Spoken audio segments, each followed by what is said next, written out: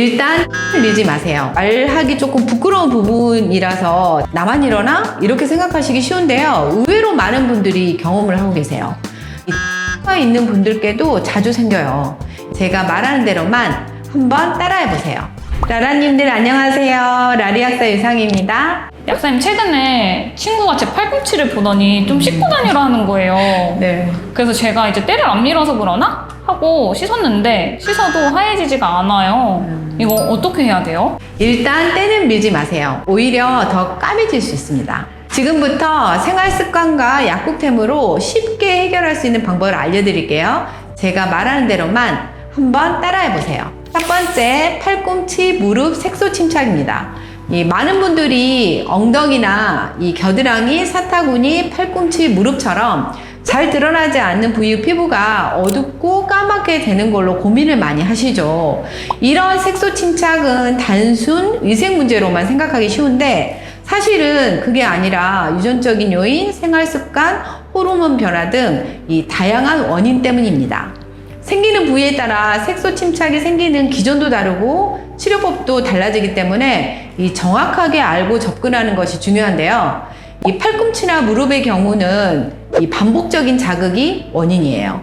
예를 들어서 책상에 팔을 괴는 습관, 무릎을 자주 꿇는 생활 방식은 피부에 자극을 주고 그에 대한 방어로 피부가 두꺼워지고 색이 진해지죠. 이럴 때 이렇게 관리해 보세요. 첫 번째, 각질 제거 기능이 있는 이 에크린 겔 또는 이 클리어틴, 요거 똑같은 살리실산 성분인데요. 요거는 겔 타입으로 되어 있는 거고, 요거는 액상 타입, 이렇게 슥슥 이렇게 문질러 주기만 하는 액상 타입으로 된 거거든요. 이런 거를 둘 중에 하나 도포 후에 10분 정도 있다가 이 2단계 이 각질 연화 작용에 있는 유리아 크림을 발라주시면 되는데요. 저도 예전에 이 여름엔 팔꿈치가 검어졌다, 겨울엔 괜찮아지는 걸 반복했었는데요. 지금 와서 생각해보니까 여름엔 민소매로 이 책상과 피부가 직접 다 마찰이 생겼던 거죠. 이 팔꿈치를 책상에 대는 습관을 줄이고 이 살리실산과 유리아를 꾸준히 사용한 후 치료가 되었어요. 두 번째, 엉덩이 엉치뼈 색소 침착입니다. 이거는 좀 말하기 조금 부끄러운 부분이라서 다들 나만 이러나? 이렇게 생각하시기 쉬운데요. 의외로 많은 분들이 경험을 하고 계세요. 대부분의 경우 지속적인 피부 마찰과 압력이 원인인데요. 이 장시간 앉아있는 생활을 하시는 분, 특히 딱딱한 의자에서 생활이 주된 원인이에요. 이 앉아있을 때 엉덩이뼈 근처가 지속적으로 눌리게 되면서 그 부위의 피부가 두꺼워지고 색이 변하게 되는 거죠. 다음 세 가지 경우에 주로 생기게 되는데요. 첫 번째, 나이 든 분에게 자주 생깁니다. 이 나이가 들수록 피부의 탄력이 줄어들고 쿠션 역할을 하던 피하 지방도 얇아지기 때문이에요. 하지만 요즘은 젊은 분들도 오랫동안 이제 공부하느라고 의자에 앉아 있거나 이렇게 해서 생기는 경우도 많다고 합니다. 두 번째, 마른 체형인 경우입니다. 이 마른 체형이면 어때요? 엉덩이 살이 많을 수가 없겠죠. 근데 이 엉덩이 살이 적을수록 압력이 강하게 생기게 되기 때문에 이 엉덩이 뼈 근처에 색소가 생길 수 있습니다. 세 번째, 이런 경우에도 생기나 이렇게 생각하실 텐데 이 당뇨가 있는 분들께도 자주 생겨요. 이 당뇨가 있으면 아무래도 피부의 재생 능력이 떨어지고 혈관의 반응성도 떨어지기 때문에 이 반복적으로 마찰과 압력에 더 민감해지기 때문이에요.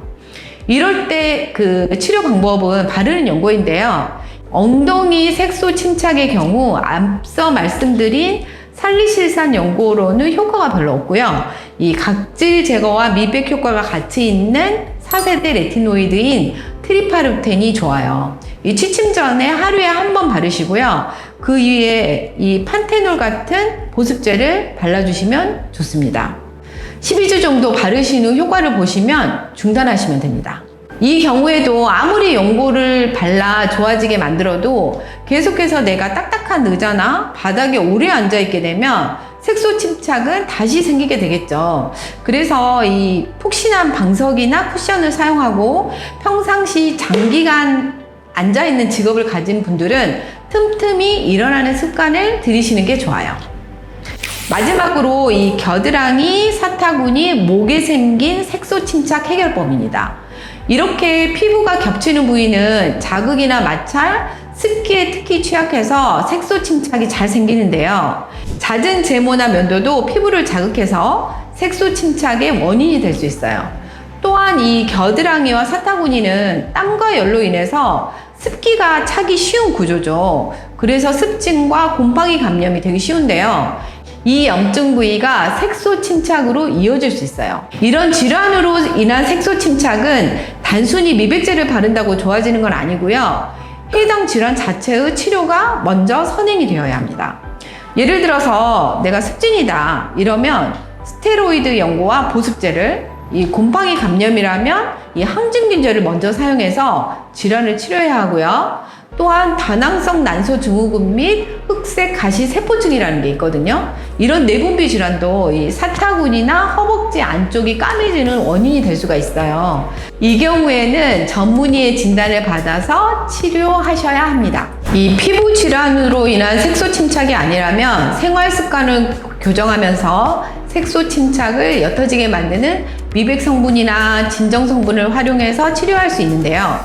먼저 피부끼리 닿는 마찰을 줄이는 게 중요해요. 되도록이면 헐렁하고 편안한 면 소재의 옷을 입고 이 꽉 끼는 옷은 피하시고요. 또한 체중을 감량하며 이 겨드랑이나 허벅지, 목 등의 마찰을 줄일 수가 있어요.